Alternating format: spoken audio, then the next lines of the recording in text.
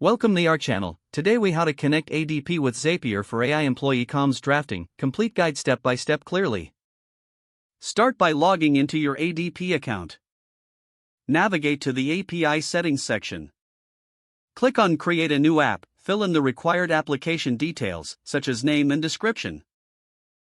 Select the appropriate permissions for accessing employee data. After saving, take note of your client ID and client secret.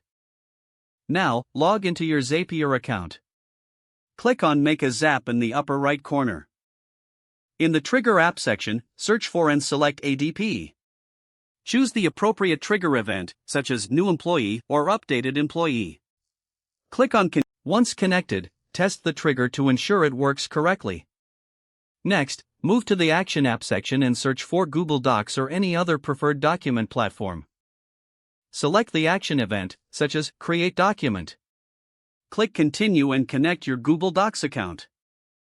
In the document setup, map the employee data fields from ADP to your document template.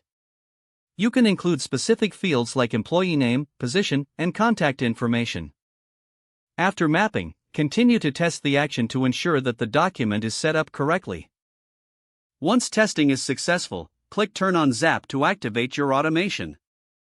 Your Zapier integration is now ready to automatically draft employee communications using data from ADP. If the page does not load, refresh the browser or try again in a private or incognito window. Make sure you are using the correct email address, then retype it carefully to avoid small typos. If your password is not accepted, use the reset option and create a new strong password you can remember.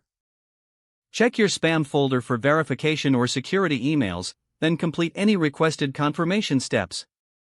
Enable two-factor authentication if available to improve account security and reduce unauthorized access risk. After signing in, review your profile details so your contact information and settings are accurate and current. If you see an error message, note it down and try again after restarting your device and internet connection. Log out when you finish, especially on shared devices, to keep your account and payment information secure. If the page does not load, refresh the browser or try again in a private or incognito window.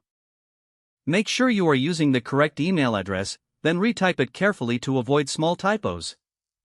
If your password is not accepted, use the reset option and create a new strong password you can remember. Check your spam folder for verification or security emails, then complete any requested confirmation steps. Don't forget to like this video and subscribe to our channel for more step-by-step tech guides.